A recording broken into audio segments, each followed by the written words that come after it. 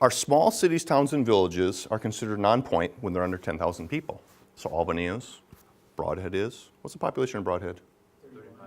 Okay, and probably will be for quite a while.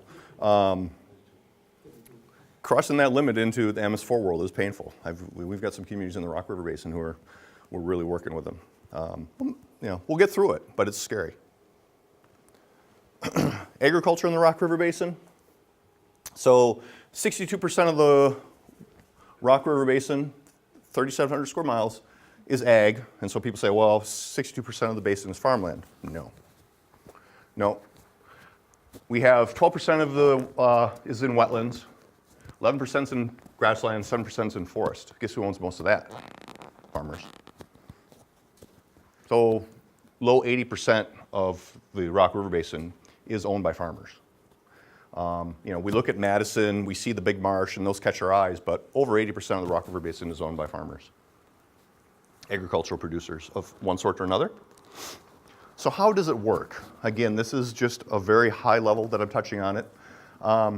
In Wisconsin, when we look at agriculture, we have DATCAP, the Department of Ag, Trade, and Consumer Protection, and we have our Ag Performance Standards, ATCAP 50. And those spell out the expectations of how agricultural practices are conducted. DATCAP works very closely with the counties so that agricultural implementation is at the local level, and DATCAP helps fund counties by providing positions for soil and water conservationists. The DNR, we have traditionally been viewed as the black hat. We have on our 151, we come in for notice of discharge, regulatory complaints, and that sort of thing. We have the runoff rules that we enforce. We have a grant program. So if we provide a grant to a farmer, somebody's had a spill or discharge or something like that, then that ties them into improving practices, nutrient management planning, that sort of thing. People say that we don't have any regulatory requirements for agriculture in Wisconsin. It's not quite accurate. They're largely voluntary. But it's a little more complicated than that. I'll get into that in a couple of slides. But in the Rock River Basin, and this is true for the entire state, we're really using the Rock River Basin as a template for the model that we're using for the entire state. We, the DNR, need to do a better job of working with DATCAP. We need to do a better job of working with counties. We all need to do a better job of working together. The county input has been critical, and so we've been doing a lot of time working with our counties, developing something we call the county template, which basically is, okay, Mark, you're overweight, your blood pressure's too high, da-da-da-da-da. What's your plan to get healthy again? What's your plan of attack? And so that's what the county template is. That also goes into meeting the new ATCAP 50 requirements. So we have spent the last year and a half working with DATCAP, doing revisions on ATCAP 50 so that if I'm a county and I have to do reporting, DATCAP's asking me for one thing, and then DNR's asking me for another thing, and then somebody else is asking me for another thing. Why do people complain about government? Because we need to do things better, frankly. And so we've worked really closely together over the last year and a half to try and dovetail these requirements and try and build a relationship that is much more conducive to implementing practices. We've had a huge emphasis on furthering developing partners and relationships and really getting down to local control and farmer-led things, farmer-led initiatives. And the reason I mention that is that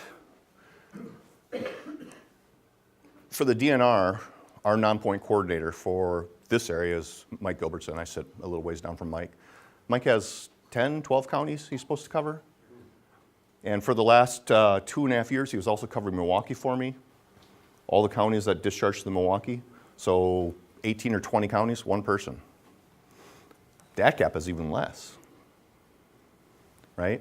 And so you start to get to a conundrum, and this really starts to address kind of the local control, and let me go to my next slide. So looking at agriculture, we know that we would like things to, generally speaking, look like this. We've got best practices in all over the place. Unfortunately, sometimes we see things like this, and this is what somebody calls us. And if we have somebody available to go out and inspect the site, we try and get that person out there to inspect the site. It's a manure spill, a runoff event, that sort of thing. But that's typically the only time historically when we've had interactions with farmers. Yeah. What do we call when we see cows down in the stream? Because like I live on Bass Creek, so the neighbors, fenced everything off and just put heifers in there. Now they're up and down the banks, and it looks just like that. That could be his place. So who do I call? Yeah, I mean, you call us. Well, which department? Runoff management. So I can give you the contact information when we're done. But what happens next? What happens next? Yeah, I want to know what you said out loud. Sorry, I love you, man, but I want to keep that.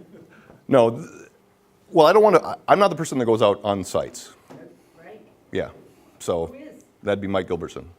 So, Practically in the counties, who is going out to inspect these? who in the counties? Who practically, when a call goes to the DNR hotline, and, yeah, I asked Marquine this question last week, so I want to hear what you're. Yeah, so, okay, I'll take a step back, okay? This is not my area, but usually what happens is, if somebody calls, we call the county. If we don't have somebody available to go down and look because we're putting fires out somewhere else, we will call the county and say, can you send somebody over there and take a look at it and see what's going on? Take pictures and send them to us and verify that there is an issue. Something like that. Because we absolutely rely on our counties to help us. So Who in the county does that? Is it an extension agent? it would be the county conservationist. Yeah. But going from that example to this example, or this slide, so looking at ag best management practices. So I'm going somewhere with this. Be patient. A few years ago, we put out the Wisconsin Buffer Initiative, and it was a joint effort with UW, and we looked at the entire state, and we said, where are buffers practical? And we didn't only look at buffers, we also looked at managing farmland runoff and other sorts of practices. And the reason we did this was because there was a lot of initiatives and efforts saying put buffers everywhere,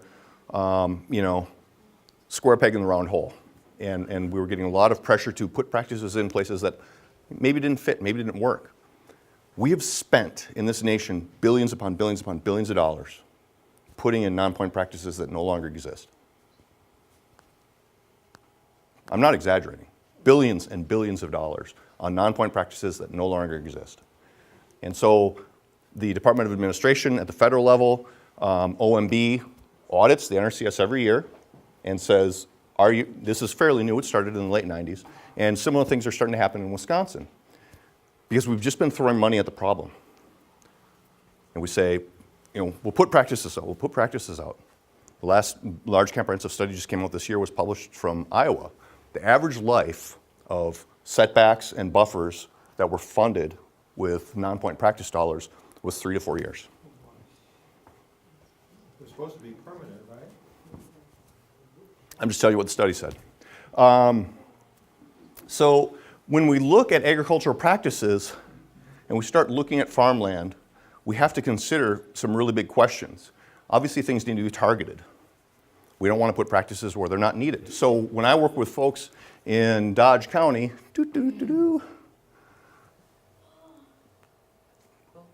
yeah. Sorry, my brain is not working. We can see that roughly half the county is not suitable or it's not appropriate to put in buffers. There's other practices we should be looking at. They've just gone through a large initiative to try and have a statewide buffer initiative requiring buffers on every stream and every waterway. If we do that, there's going to be a lot of pushback saying, why are we spending all this money putting practices in that don't make a difference? Because they're not going to do anything. They have to be effective, they have to be workable, they have to be simple, and they have to be flexible. Why do I say this? Because when a practice gets put in place, if it doesn't fit in a farm operation, it's not going to last. That's why we lose our waterways, because it does not fit in a farm operation. When we start getting into areas like the Sugar River and the driftless area, where we have a lot of strip farming and contour farming, we're losing that. We're losing our strip farming and contour farming. One of the reasons we're losing it is because it's really hard for farmers to buy smaller cutting heads. Implement manufacturers are going predominantly to larger sized cutting heads. because it costs less. It's a better model for them. And so, when we are trying to fit Kansas and Nebraska-sized implements and machinery into areas that have high relief, it makes it really hard to do contour farming. There's a lot of things going on. It's not simple. It's not, it's not simple.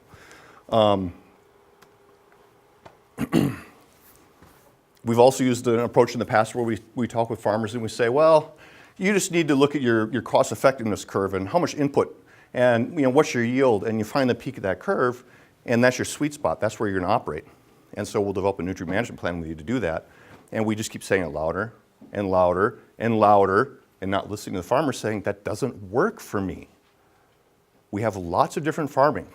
In the Rock River Basin, I've got small dairy, I've got large dairy, I've got big cash grainers, I've got fresh wet produce, all completely different farm models, all completely different economic models. I got, if I show this to dairy farmers, they're looking at herd size. I've got to feed my herd. If I have to go out and buy silage, if I can't generate, I don't care where I'm on this yield curve, I'm going to push it. Because if I have to buy feed, if I can't generate my own feed, my model falls apart. What do our commodity prices look like right now? What do they look like for the last couple of years, right? And so when we're talking with farmers or trying to work with farmers, these curves are all over the board, depending on who we're talking with, where we're talking to them, what type of system they're in. The agricultural economy. So when we look at Wisconsin's farm subsidy, we received nearly $8 billion in subsidies.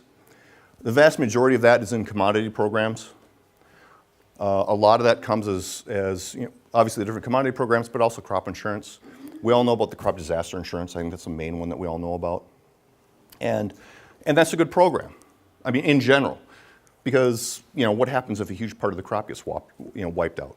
Do we want that farmer to go out of business? No. I mean, that was coming out of the Dust Bowl. That was the incentive for developing a program, because we can't predict the weather, neither can the farmers. We have to give them some certainty that they're not going to go out of business. And so that's what the disaster programs are. We also have price subsidies. Farmers can get insurance, so they say, I'm going to put in, this is going to be my crop for the year. I'm going to do, X, Y, and Z on my different fields, and I'm going to bet that my prices at harvest time are going to be this. And what most farmers do that I know, they never, plan for the worst, hope for the best, right? But if you're planning on hitting $4 bushel corn, and it comes in at $3, most businesses will go out of business if they had to invest the amount of money up front that a farm does. And they got that hit in 1 year. Most businesses will go out of business. And so that's why that insurance program is there.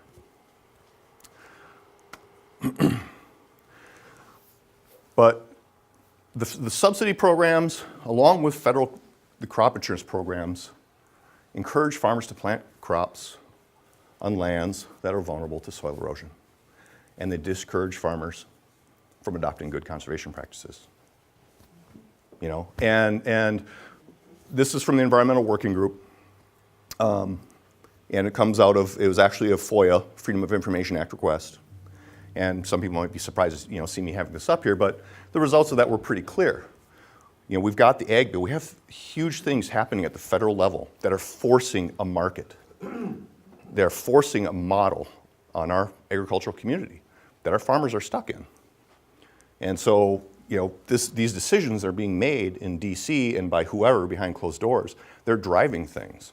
They're driving this economy. Until we're sensitive to that, and until we recognize the impacts of that, we can't even get together and sit down and have a discussion.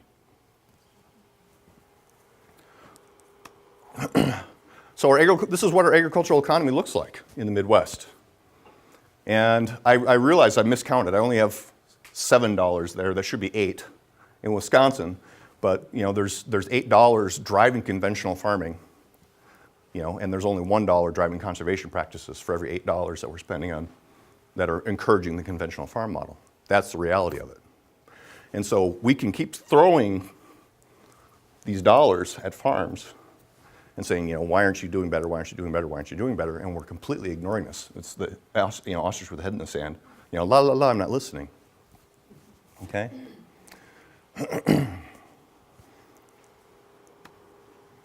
So the farmers are stuck. And these are the things that keep them stuck. This is not a comprehensive list, and I'm sure there's hopefully people have other ideas as well. Obviously, low commodity prices, high input costs, uncertainty, rural isolation, farm loss. That's a big one.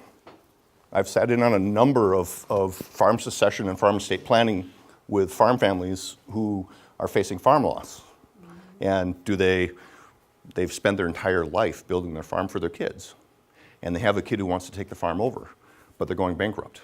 So do they throw 40 plus years, 5 generations worth of work out the window? That's huge. I also run fire and EMS for Albany. I see a lot of stuff that's not very pleasant. There's, depression, unhappiness. There's a lot of real issues in our farm communities that we forget about. What available options are there? What available alternatives are there? And certainly independence. Farmer independence is a big issue, and I don't see that as being negative personally. I mean, I think the independence of our farmers in America has allowed us to become the huge agricultural country that we are. When we look at other countries with similar resources, we far outpace them. So how do we pull away from that? How do we move on? Do we just throw our hands up in the air and say, oh, streams is going to be impaired? No, of course not. How do we go from a conventional tillage to a reduced tillage to a no-till? If you go to somebody who has invested $10 million in machinery and you tell him that all he needs is one tractor with a seed drill and a sprayer, and he is running a successful farm, or she, because we spend time with farms and we all know that who runs the business. There's the person that likes to be out there and play and burn diesel, but who runs the business? Who does the economics? But that's a pretty hard sell. I'm from the government. I'm here to tell you that all that money you spent on all that machinery, yeah, I know you're worth millions of dollars, but and you got thousands of acres of farmland, but let me tell you why you're wrong. And you only need one tractor, right? That's a hard sell. I'm not the person to deliver that message. No-till. How do we get the message out that we've improved no-till? A lot of the early no-till trials in the 60s, 70s, into the 80s, they were showing a lot of challenges. And that message is stuck. There was a lot of the early no-till studies that were showing reduced yields under no-till. Okay, so that message is still out there. And so, we have to be aware of that. How do we get that message out that there are no-till models that work in northern climates where we can do clover on frost, clover on frozen ground, where we can get past the toxicity issue with rye as a cover crop, late winter cover crop? How do we get those messages out? Farmland preservation, agricultural enterprise areas. This is a map from DATCAP, Farmland Preservation Program, and it shows the different types of farmland preservation and ag enterprise areas by county, and you'll see Greene County right there with none. Why is that? Farmers here don't like it? No, that's not it. 2009, the program was revamped. Wasn't explained well. I wasn't here at the time. But my understanding is that there was a lot of pushback to it. And so those contracts expired and they weren't renewed. But farmland preservation, the program that's out there now is different than the program that was there before. And again, this gets into the memory thing. If we look at some of our farmers who are really leading and being extremely productive, I can go over here to the Ashapon and Economwalk Ag Enterprise area. They get $10 per acre credit. And some of those farmers are just absolutely killing it on their yields. Big farms, hundreds of cows, lots of manure. These are big farms. Some of these guys are 20-plus year no-tillers. They started their ag enterprise area. And so how do we get that message out? When you have communities like this, that's literally right on the outskirts of Milwaukee, Waukesha, where people want to keep farming, but they're facing farmland pressures, they're losing the rent. If half their land base is that they're renting and they need that land to feed their herd, somebody sells it to development, what just happened to that farmer's farm? If he can't find land to rent, because almost all of our farmers rent. What happens when somebody leaves the farm and they don't want to farm anymore? They either sell it or they rent it. Our ag enterprise areas allow farmers to work with their counties or to work with their townships, it's primarily the townships now, to set up farmland preservation and ag enterprise areas that protect farmland and protect farm industry. And there's very stringent requirements. Nutrient management planning, all kinds of ag performance requirements are there, but they get benefits for it. They get the property tax credits, and it's essentially an acknowledgement that agriculture is part of Wisconsin. That's our history. And if we don't do something on some of our best soils, we're converting them to homes. We're taking some of our most productive soils and permanently taking them out of production. Is that where we want to go? I'm not speaking one way or the other, but we ask about painful questions. We have some of the most productive soils in the world. Do we want to force them out of production? We have soils that can produce a lot and be managed well and produce zero runoff. Yeah. What's the difference between the green and the yellow? Yellow is The- town, yep. town's up. The green is county-based and the yellow is town-based. Thank you. Yep. So, but this is a tool that's out there. It's different today than it was before, and it's a very valuable tool. And certainly for Greene County, we have a ton of development pressure.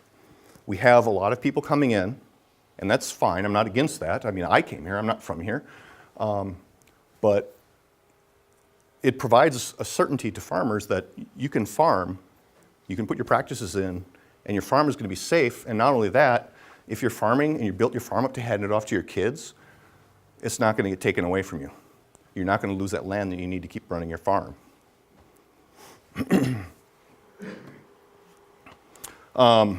So, these retailer producer solutions, farmland is our biggest resource. Farmers know conservation. Don't let anybody kid you. They know it. They know their land. They don't like polluted runoff. I mean, farmers run their farms for their kids. I mean, yeah, they're independent, but I mean, most farms that I've been on, the mom and dad, they're running their farm for the kids. So one of the kids can come on and inherit the farm. They don't want to see their soil leaving the system. But they are businesses, and they do respond to demand, and they're also stuck in the middle of this big, huge, multi-billion-dollar system. The strings are being pulled that are well outside of their control. We know they respond to demand. The example I like to give is RBGH, bovine growth hormone. In 1993, ADM and a number of other companies invested literally millions of dollars in bovine growth hormone. And they were projecting something like 90% of the herd by 2000 would be using bovine growth hormone. And that's how they encouraged investment. So bovine growth hormone, for folks that aren't familiar, it's a growth hormone, obviously, that you give to cows, bovines, and it increases milk production. Consumers didn't like this idea, especially moms. And what did we do in the 90s? We went to Kemp's, we went to Dean, we went to Crystal Farms, we went to Land O'Lakes, and we said, we're not buying your milk. We will pay 30 cents more a gallon for milk that is RBGH free. We will pay, we're voting with our dollars, right? Because this is a free market economy. So we will pay you for milk that is RBGH free. They turned around to their dairies that they buy from and they said, hey, if you've got BGH free milk, let us know. We'll pay you more for it. You don't have to use it. So 2002, only 22% of the herd, down to 11% in 2004. I think in Wisconsin, we're running around 13 or 14% of the herd is under BGH, uses BGH.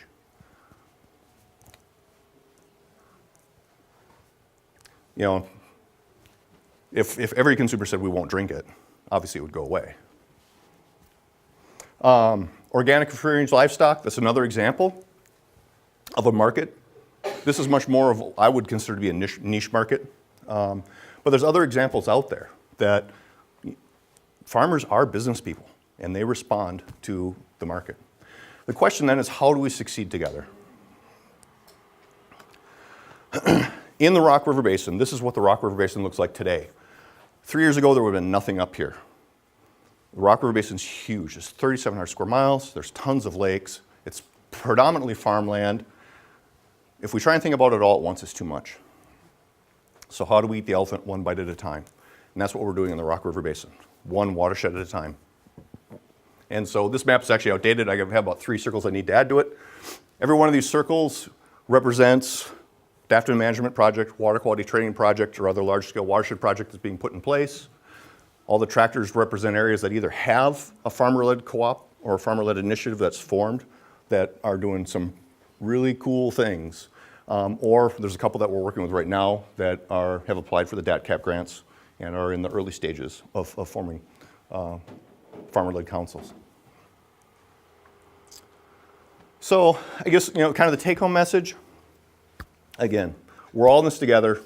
The Clean Water Act is a very valuable tool. It's what's driving a lot of this stuff. Maintaining that reasonable assurance is really important. And to maintain that reasonable assurance, we need to show that we can do things with local control. And we can. We've shown that these things succeed when we do them. It's all about getting back to designated uses at the end of the day. We can talk about our phosphorus criteria, but at the end of the day, it's going to be designated use. That's what the Clean Water Act is about. For most of us in this room, and certainly for the Rock River Basin, it's about soil tilth and soil productivity. If I can get every farmer to maximize conversion of nutrients into plant tissue, that's awesome. The more plant tissue we're making, the more nutrient uptake we're getting, the more effective use of nutrients, growing crops, letting that soil build and work and be healthy, that's going to produce water quality. And Farm A is not equal to Farm B is not equal to Farm C. And I think with that, thank you for your attention. I feel like I've been up here talking a long time. So.